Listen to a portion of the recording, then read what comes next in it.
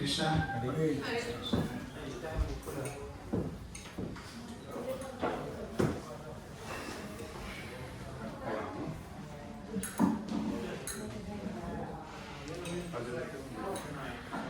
Thank you for being here.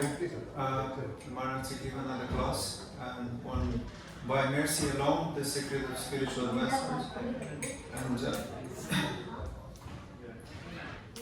And is anybody who wants to receive mercy? Everyone. Yes. All of us. Has anyone received mercy but they still didn't feel it? It is felt. If someone is getting, definitely you feel something inside, or by eyes, definitely. Yeah. And by your senses or by your it is felt always. Yeah. And sometimes people struggle to, in spite of receiving mercy, they are not ready to receive it, and they don't feel it. And so I thought it would be nice to explore the depth of mercy, how to,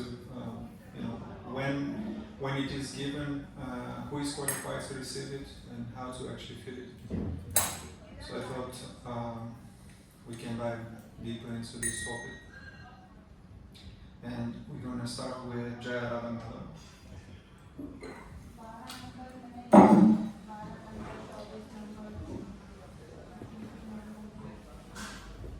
Jaya Radha Madhava Kujali Hari. Jaya Radha Madhava Kujali Hari. Jaya Radha Madhava Kujali Hari. Jaya Radha Madhava Kujali Hari. Gopi Jana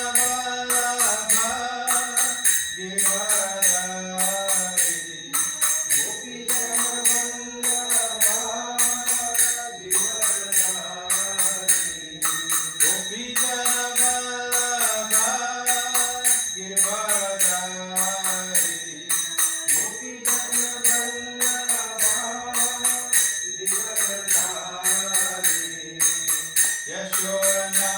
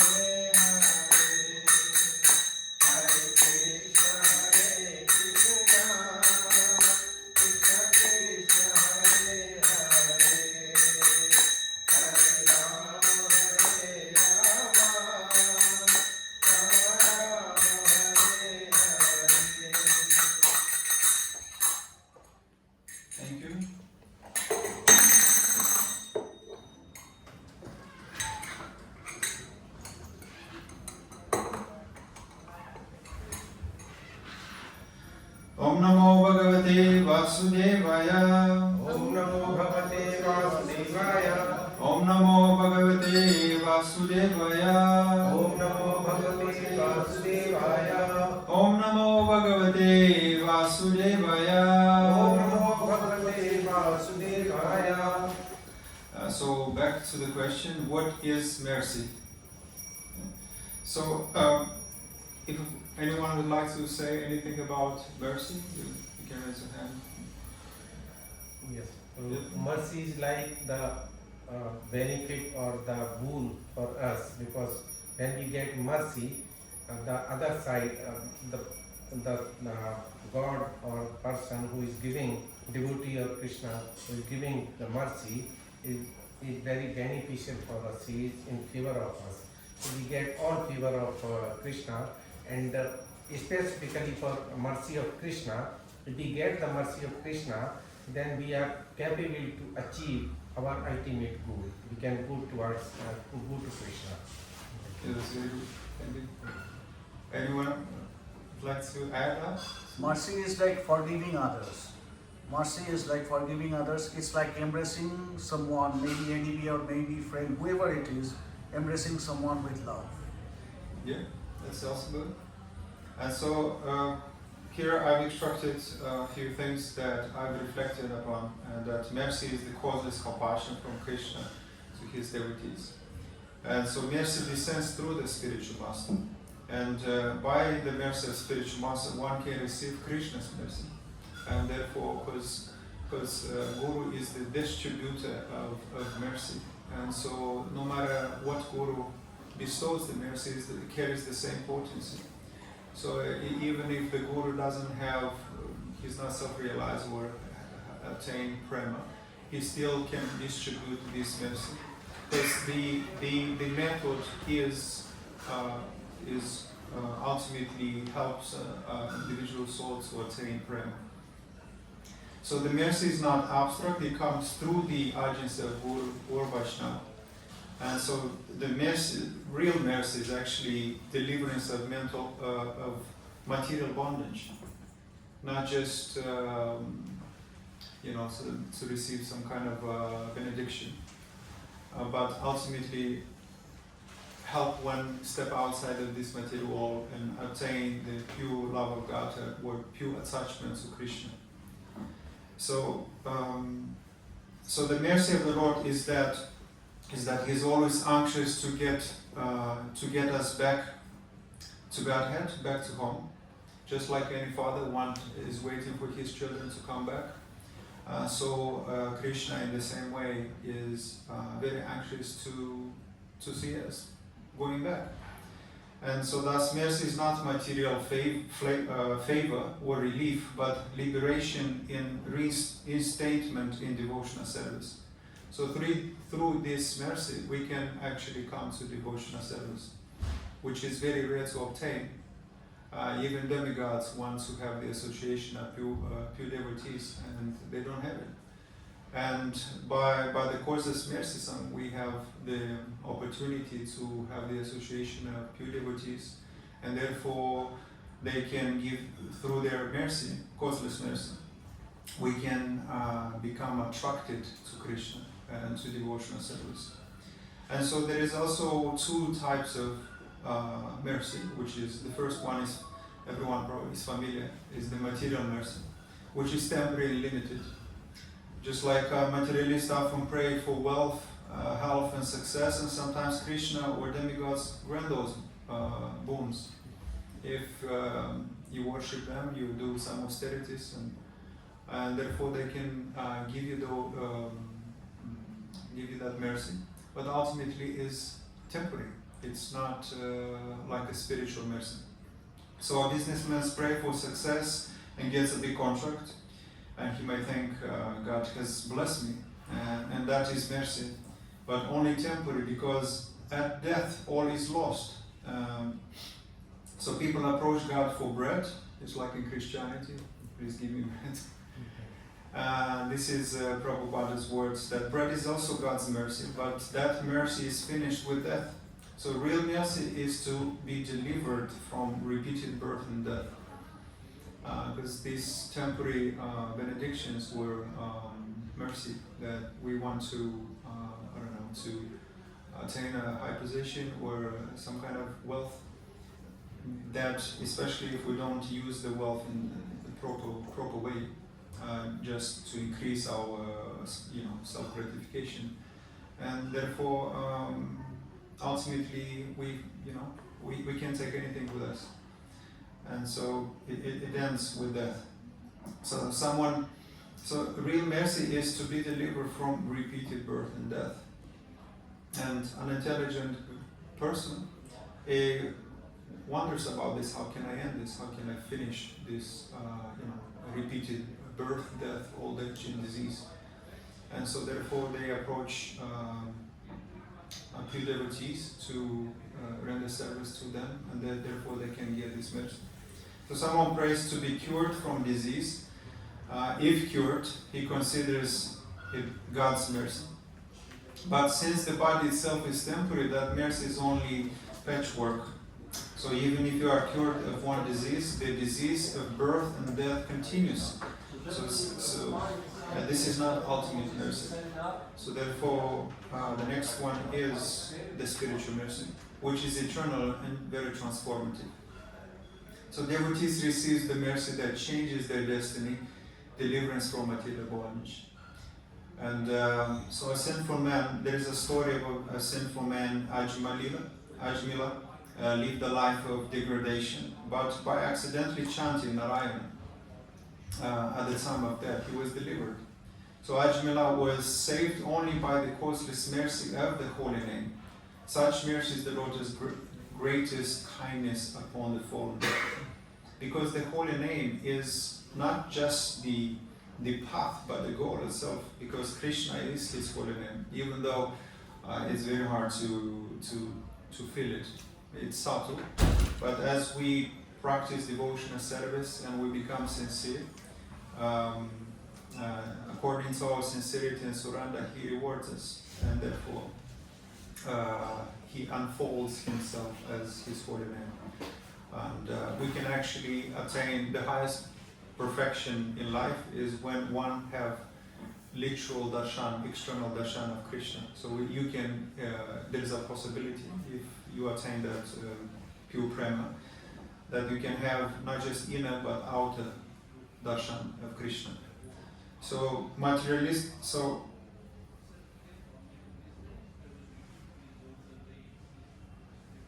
I would like to perhaps share a couple of my stories. Anyone would like to hear a story that kind of transformed my life when it comes to mercy? So I was working in a ice cream shop, and was at the till, speaking with my manager, and so that was in 2022, early 2022, and an old guy, about 80 something years old, started to come in the shop, and he was shaking. He was very old. And he approached the till, and I looked at him, and I felt immediate compassion and love for that person, for some reason. And he approached and asked with his shaking voice, "Can I have a Sprite?" And I looked at him, and I said, for you it's free. I'm going to pay for it." And he looked at me surprised, and then kind of paused for a second and said, "God bless you." And for some reason, it touched me so deep, and I started to cry. And my managers, witnessed that. I've never felt the power of mercy until that moment. I never knew about that mercy. And it was like I was ready to receive it, and I felt it to the bottom of my heart. It made me emotional. And 1 week later, I was complaining about something in the shop, and about petty things, not that important. And then after I finished my shift, I started walking home, and on the road, it was probably 8 p.m., was a woman crying, looking in the sky and saying, God, please help me. And I approached her and I said, and she asked me for money. And so I kind of pulled £5 and I gave it to her, and she was in disbelief. She couldn't, she like, £5, oh my God. She looked again in the sky, started crying, and looked at me and said, God bless you.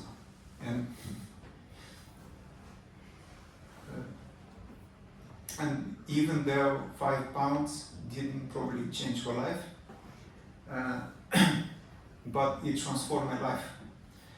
And so, and a few months later, I got severely sick. And I got sick, so sick that I couldn't eat, and it was I basically was flat on the floor, and I thought, this is it, this is my last breath. So in my last breath, I thought, my mother was actually in the room. I thought, this is it, this is how I go. I accept it, and I didn't fear anymore. And then for some reason, when in my mind I thought, that's how I go, I surrender. I felt the need to chant the holy name. So I started chanting the holy name, Hare Krishna, Krishna, Krishna, Hare Hare, Ram, Hare Ram, Ram, Ram, Hare Hare. And all of a sudden my breath came back. And I was like, wow. I couldn't believe it, because that moment I felt for the first time the Paramatma, which is equal. You can feel it as warmth. Different devotees experience different version of Paramatma, either like light or, but I feel it warmth, the presence of Krishna. And so I realized who is the controller, who is the the enjoyer. And so in that way, that was the mercy of Krishna, which is spiritual mercy. And it completely shifted my entire life, because when my breath came back, that's when I decided to surrender in action. So I decided, I made a vow that for the rest of my life I'm going to dedicate to Krishna and satisfy himself and his devotees. So that was very life. So that's the difference between materialistic mercy versus spiritual mercy. A material is temporary and spiritual is transformative and is eternal, because it gives you the flavor of bhakti. It gives you the attraction, the means to approach other Vaishnavas, so you can dedicate your life to devotional service. So materialistic, in summary, materialistic mercy is temporary relief, money, wealth, success, and it ends with the body. And spiritual mercy, eternal deliverance, awakening bhakti, cleansing the heart, ending the cycle of birth and death. So here is an analogy of what mercy looks like. Mercy is compared to a grain, and it's evenly given, but unevenly received, because you can see three different scenarios.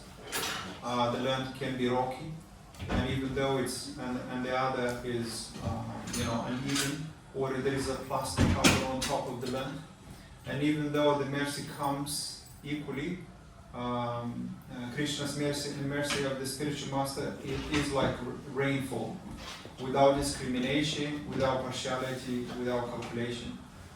And so in spite of that, not every ground receives it evenly due to its covering. So here is a verse in Bhagavad Gita 9:29 that says, I envy no one, nor am I partial to anyone. I'm equal to all, but whoever renders service unto me in devotion is a friend, is in me, and I'm also a friend to him.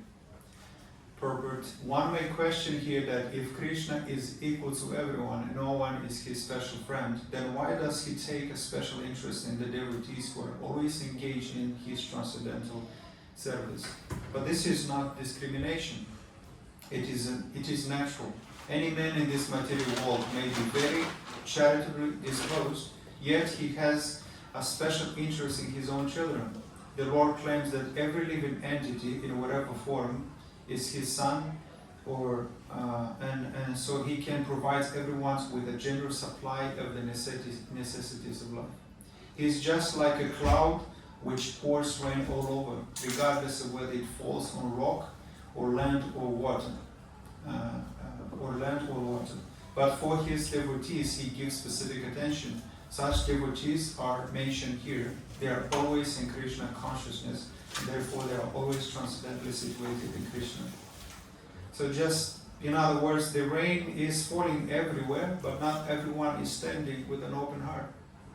Some people are carrying umbrellas.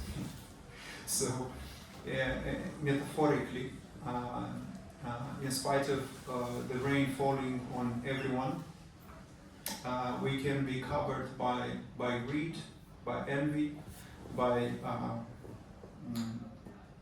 pride, lack of humility, and therefore, even though it is rained equally on everyone, pride cannot makes us unqualified, or envy especially, unqualified to receive the mercy. And even though it's equally given. Also, the mercy is like sun, even also given evenly, although unevenly received. So mercy is always shining, but if our heart is like a mirror covered by dust, the sun is not. We can't blame the sun. Or the sun can, if we close the door to our house, the light might not enter.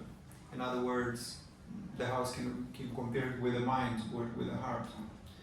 And so if we close our heart, we cannot receive light in spite of being given. There is always a nice story I once shared early in my journey about a woman who was asking God about, she was struggling with her child. She didn't have a job, she didn't have money. And she started praying, asking Krishna, please help me to be able to feed this kid and to maintain our life. And one day Krishna sends a person, it was her neighbor, and the neighbor came to ask her for a favor. Could you, I have this garden, I'm trying to take care of it and maintain it. Do you think you can help me? I will pay for you. And she thought, garden, I don't like gardening, that's too much work for me.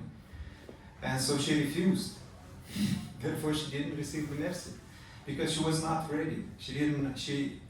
Mercy can be, we might block the mercy by false expectations when we think that, oh, this is how I want to be receiving, instead of because mercy comes in the most subtle, quiet time, the way we never expected. Just like in my story, the old guy came and just asked for a Sprite, and he blessed me, but I was ready to receive it, and so it's very interesting. So our job is to remove the covering by faith, humility, and chanting the holy name, and do some service. So in this way, our mind becomes pure, and therefore our heart opens to receive light. So rain on different grounds. So kind of to summarize, the fertile soil is equal with the heart full of faith and humility. Mercy sinks in, nourishes, and transformation begins. But when is the rocky ground, there is a proud heart. So the mercy falls but bounces off, nothing grows as a result of that. And then there is plastic sheet, just like in that example, analogy. When the land is covered, where our mind is covered. The equals with the cynical or fearful heart. The mercy is actively blocked and it doesn't even touch the soil when the soil is covered. So dry canal, the over-analytical heart, digging channels, measuring, philosophizing, but not actual surrender. And this is easy to fall into if you're inclined to pursue knowledge. I was Jnana in the beginning. So when I approached the Lord, I approached the combination of anxiety. I was distressed, and but I also, again, I was pursuing knowledge. And so I was, but my eagerness and my enthusiasm about, inquire knowledge about the Supreme is what ultimately brought me to Krishna. So the key message, it's not the rain that changes, it's the condition of the ground. So we need to know our impurities, I guess, and the quickest way to discover our impurities, such as envy, pride, lust, judgmental, is to surround ourselves with pure devotees. Because a dirty man living in the dirt doesn't know he's dirty until he takes a shower and puts some aroma, then he realizes that he's clean. And a clean man doesn't want to be dirty again. And so, just like when we surround ourselves with bad people and we are bad ourselves, we cannot see the bad qualities within us. And it is often compared with if you stand next to a dim candle, then we look very shiny. But if we stand in front of a 1,000-watt bulb, all of a sudden we look dim. And if we stand next to the sun, then we look very insignificant, like nothing. So in that sense, we have to stand someone who is shinier than us and and surround ourselves with pure devotees. And when we surround among them, who is purer, we start to notice our impurities. They come on the surface. All of a sudden, you start to notice how envious you are, or how proudful you are, or how greedy you are, because of them. So they exposes these, and so in this way we are inspired to cultivate humility, to cultivate all the virtues in their associations. Also, this is modern comparison. The Wi-Fi signal is on. Are you connected? Mercy is like divine Wi-Fi signal, always broadcasting. And so, if your device is on, if you trust the signal, you will connect and down in grace. And so, if your device is off or full of malware, such as in this case is doubt, pride, guilt, you will wonder why nothing is working. And so, just like the device is on, but if you don't trust the signal, we also don't trust the source. When we approach a devotee, sometimes we are very arrogant, and we start to come with the mood of the challenging mood. Asking question not to actually receive the answer, but to defeat. That's the wrong mood when you approach somebody who's like, does he know the answer? He doesn't know the answer. I knew it. Nobody can answer my question. This is pride. But instead we should approach a guru with humility and a sense of surrender. Because only in this way we can actually receive blessing. Because Krishna withdraw from the heart of a proudful man, especially who's envy his devotees. And therefore we cloud it. So why some don't feel the mercy? And here is because of expectation of emotional experience. It's like earlier I've mentioned, when we have false expectations. We expect thunder and lightning, but mercy often begins as a quiet shift inside. Just like in my story, where I confronting these two individuals that came in the most unexpected ways. I have no expectations of mercy. I didn't have any expectations about how things work and how to cultivate humility.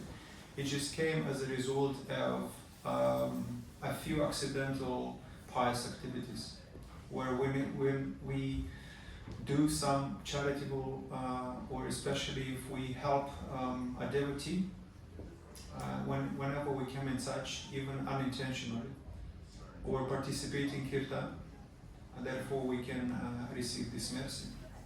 So the second one is disqualification syndrome, when we think that I'm too fallen to receive mercy.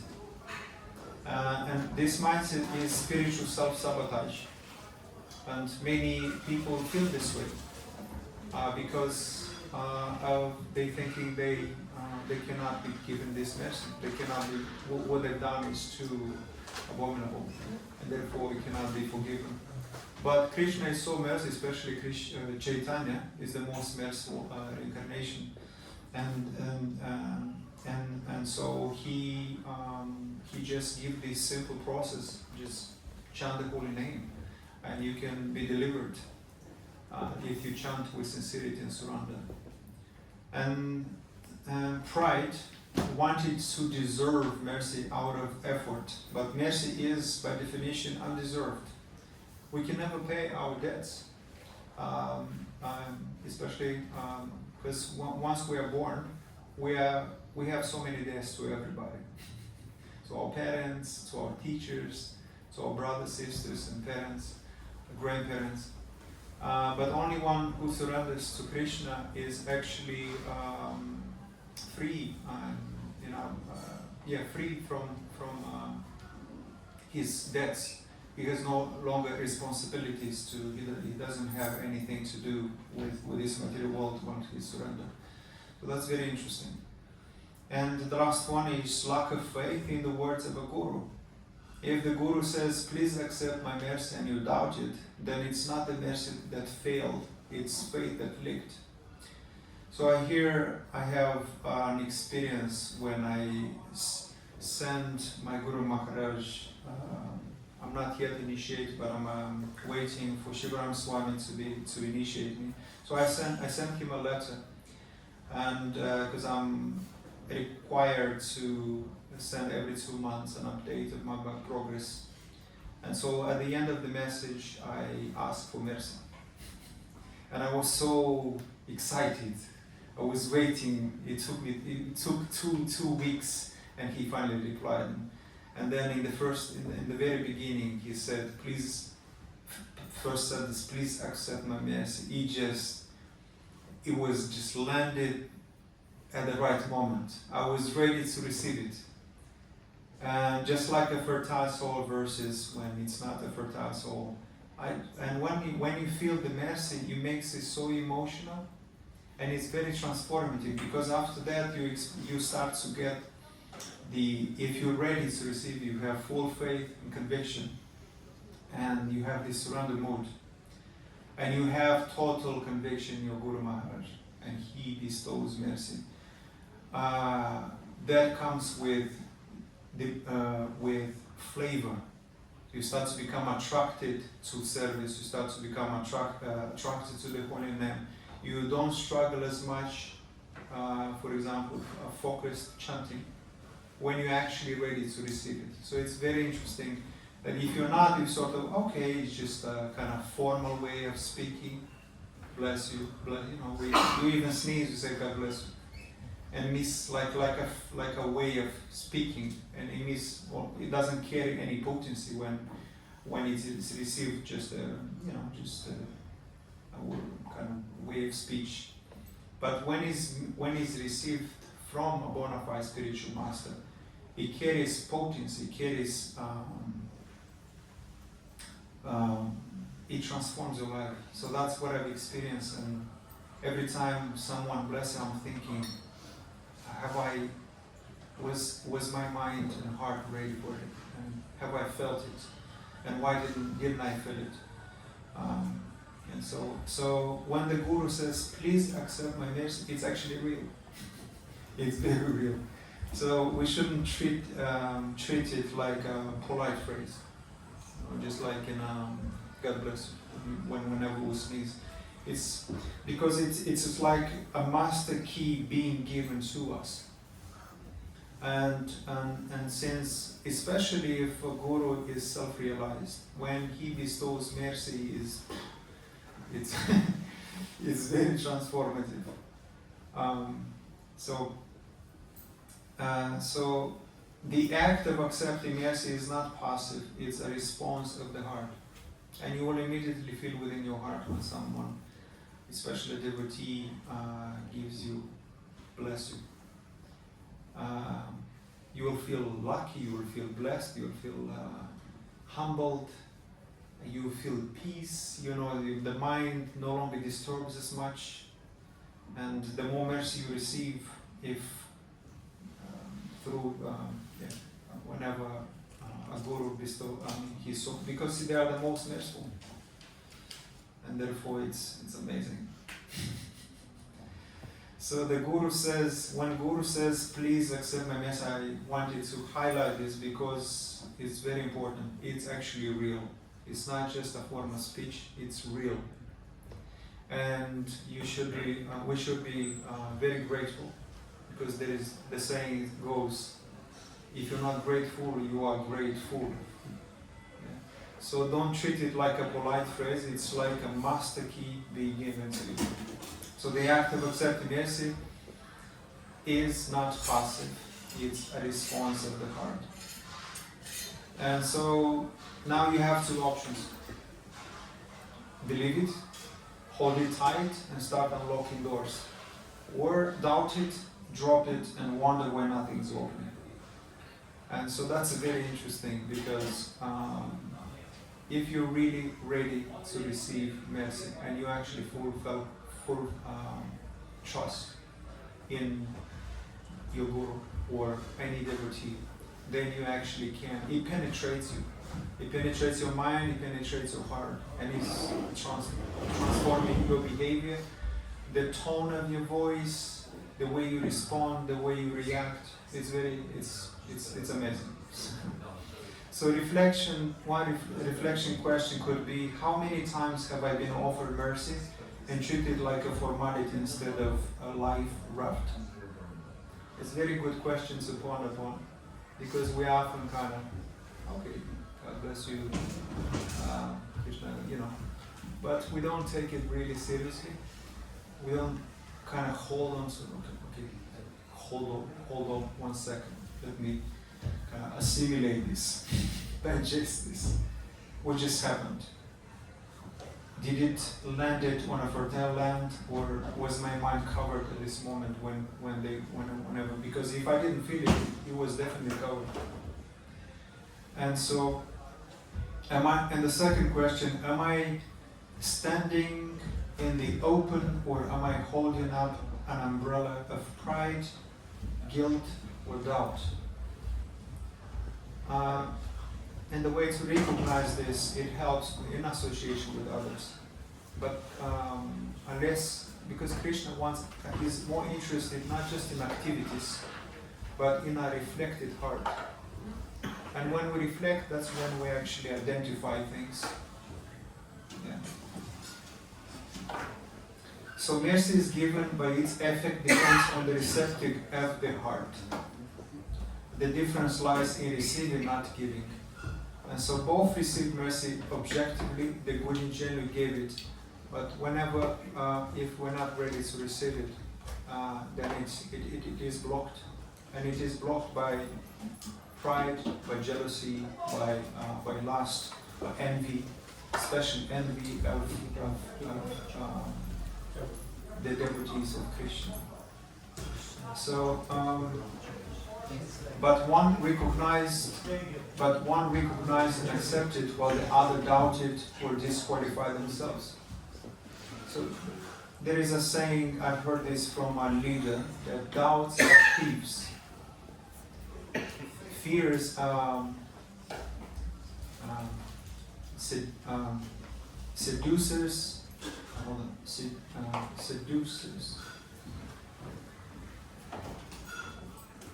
think doubts. I forgot that.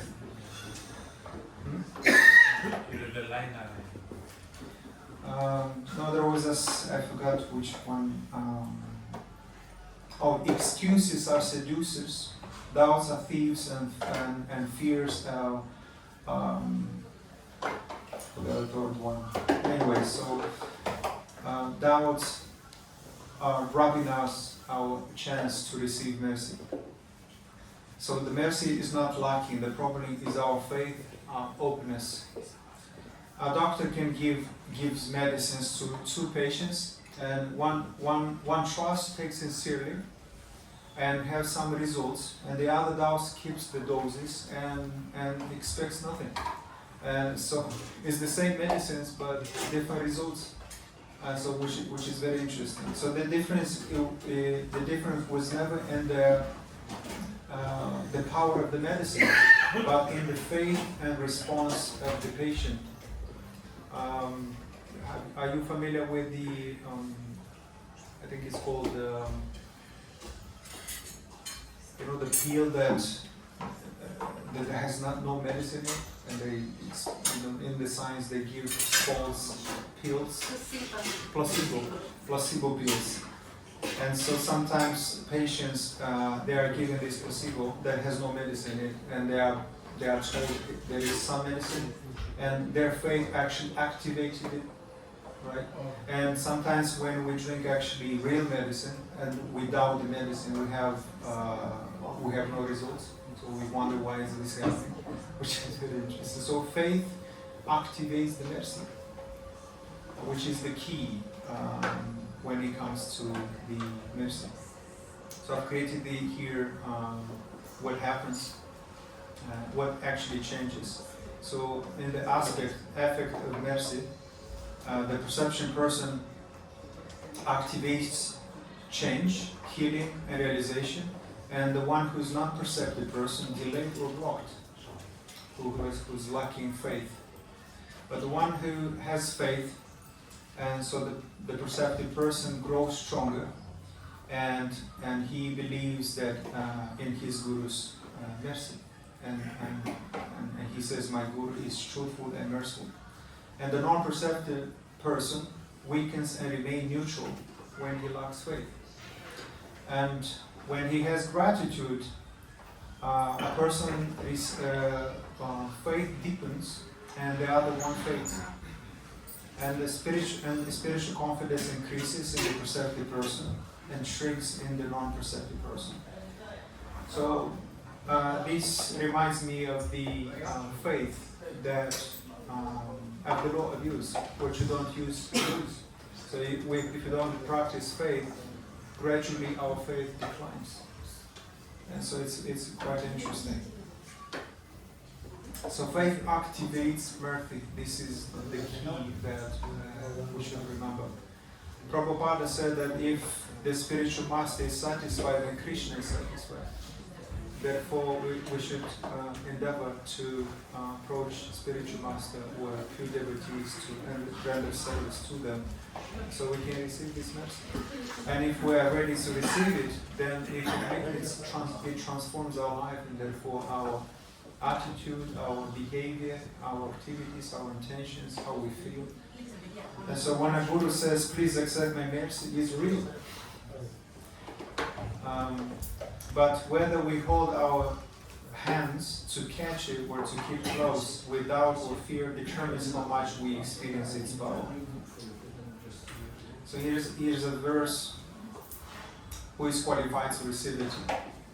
And Chaitanya Charitamrita, one who thinks himself lower than grass and who is more tolerant than a tree, and who does not expect personal honor, yet is always prepared to give all respect to others, can very easily always chant the holy name of the Lord. So in this verse, basically, such humility attracts the mercy of the Lord. When we learn to be lower than grass, more tolerant than tree, therefore we don't struggle to chant the holy name.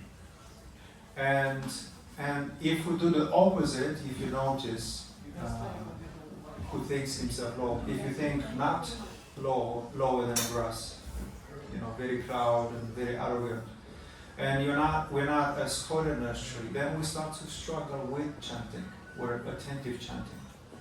And so the key is to do exactly what this verse says, not the opposite. And sometimes we do the opposite. We become proud of our position and that we're in the right path, and we start to compare ourselves with others who is not on the righteous path. So this can block, pride can block our heart, and therefore block the mercy we can receive. So humility and sincerity are the main qualifications. And by the mercy of spiritual master, one receives the mercy of Krishna. Without the grace of the spiritual master, one cannot make any advancement. Therefore, because they are the distributors and the only one who distributes mercy. Because they are surrendered soul, so all their life they dedicate themselves to Krishna. And it is also the highest form of philanthropy, those who gives life to people. And the teachers often compared with the givers of eyes. So before them I can see, but then everyone experienced someone in their life when they was kind of blind, and then they met this person, merciful person, who opened their eyes, and then they said, man, before you I couldn't see, but now I can see. And it stretched their vision.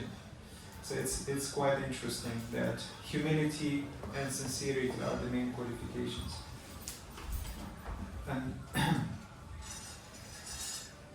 so who is not ready to receive it? And those are those who are envious, faithless, who has less faith, or offensive, cannot access mercy properly.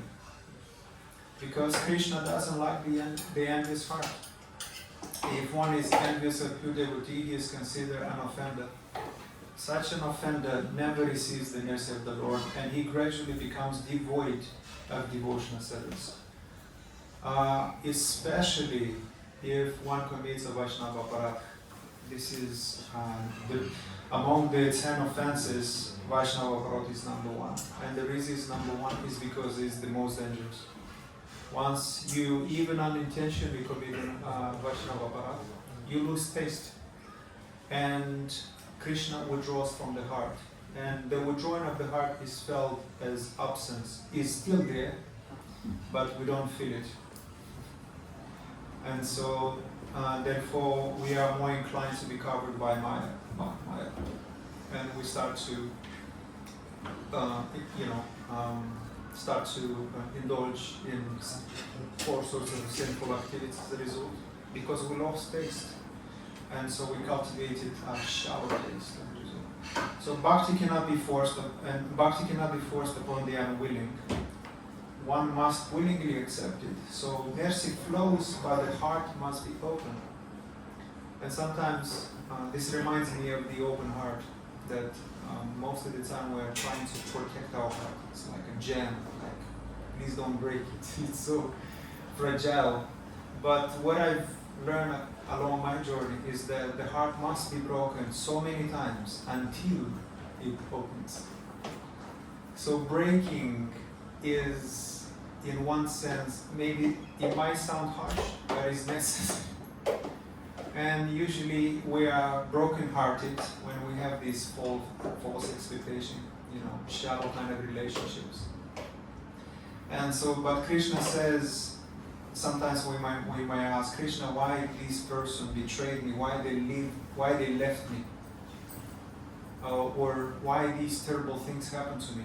And Krishna says that so this had to happen to you because so you can completely stop depending on these things, on this illusion, and completely depend on me.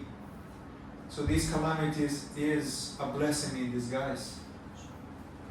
And they just happen because Krishna, even though we don't understand it, why me? But then later, we understand it. By Krishna's mercy. So does mercy come equally to all? And mercy is distributive feeling, but receptively varies. The sunshine is equally, just like in that analogy, the sunshine and the rains fall equally to the land, but it due to the covering, it doesn't is not accepted evenly. So similarly, the mercy of the Lord is open for everyone, but if we do not take advantage of it, this is our misfortune. And the potency of the mercy is the same, because Krishna's mercy flowing through the Guru. What may differ is our own faith and receptivity. So the bona fide spiritual master is the manifestation of Krishna's mercy. This is actually a definition of what a bona fide spiritual master is. That a spiritual master is the manifestation of Krishna's mercy. And only through them we can actually progress and attain Krishna. And because he is the representative of Krishna, so his mercy is as good as Krishna's mercy. But our acceptance of that mercy depends on the strength of these very faith. And so, for the last, with this page, I'm going to conclude. So mercy flows through the spiritual master. By the mercy of spiritual master, one receives the mercy of Krishna. Without the grace of spiritual master, there is no means of an advancement. So in Bhagavad Gita 2:41 purport, it says that by satisfaction of the spiritual master, this Supreme Personality of Godhead becomes satisfied. But not satisfy the spiritual master, there is no chance of being promoted to the plane of Krishna consciousness. I should therefore meditate and pray for this mercy 3 times a day and offer my respects or obeisance unto him, my spiritual master. So he is the key, spiritual master and the disciples. If we satisfy them, Krishna is satisfied, because we cannot really directly serve Krishna. Krishna likes when his devotees are served first, and therefore he is satisfied. And when he is satisfied, he distributes through his agents the mercy. And therefore we can attain pure prema and go back to God. So the mercy of Guru to disciples is always potent, but the disciples' heart determines how much of it blossoms.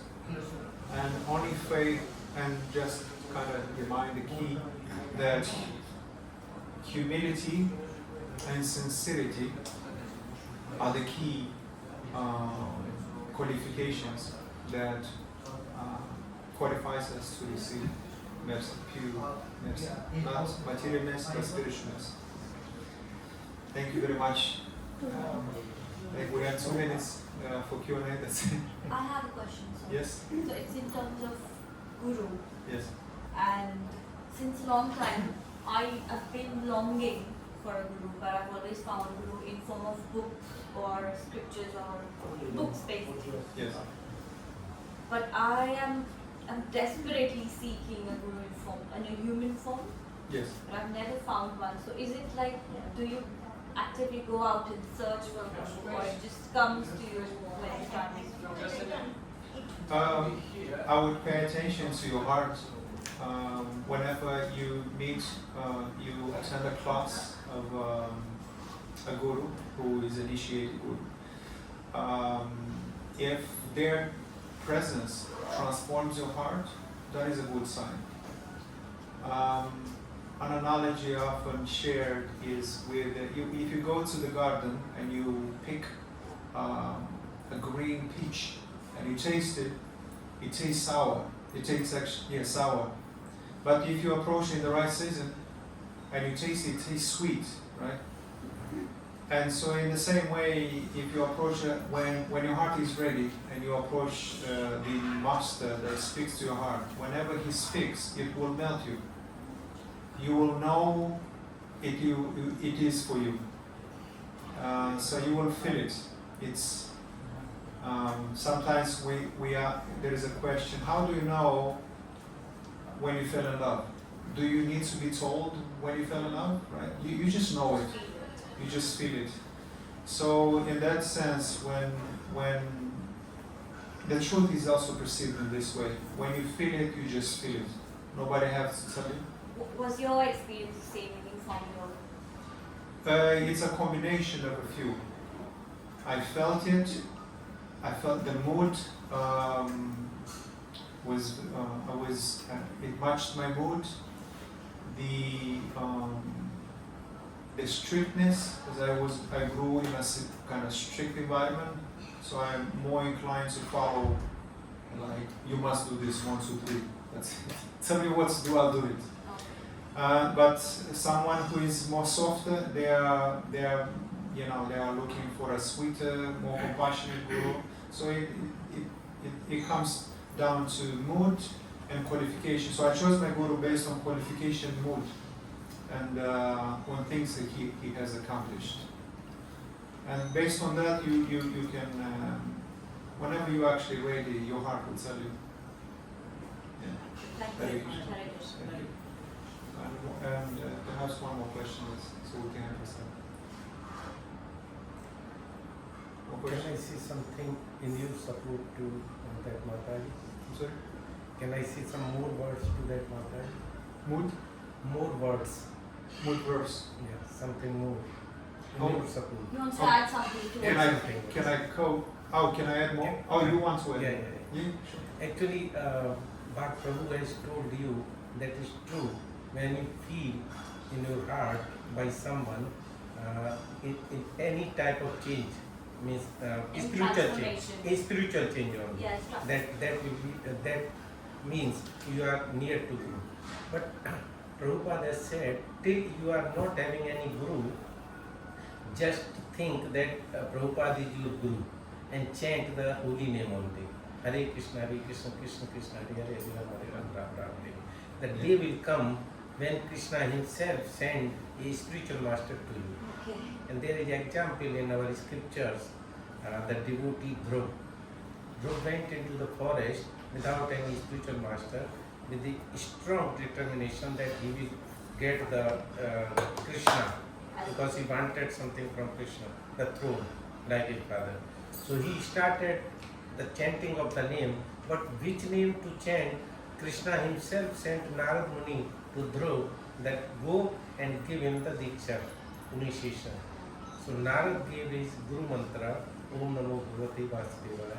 He chanted that mantra. He was protected by all furious animals around in that forest, and he got the Krishna in a very quick, very little time. That is 5 months and a half approximately. So that is the example. If you will chant the holy name with thinking that Prabhupada is my Guru, and just chant, the Prabhupada will send some Guru to you. Thank you very much. That was lovely. Hare Krishna. Hare Yeah, Krishna. this way he will reveal himself through the holy name. Thank you very much. And this is my Guru Maharaj deities. We can chant the Mahaprasada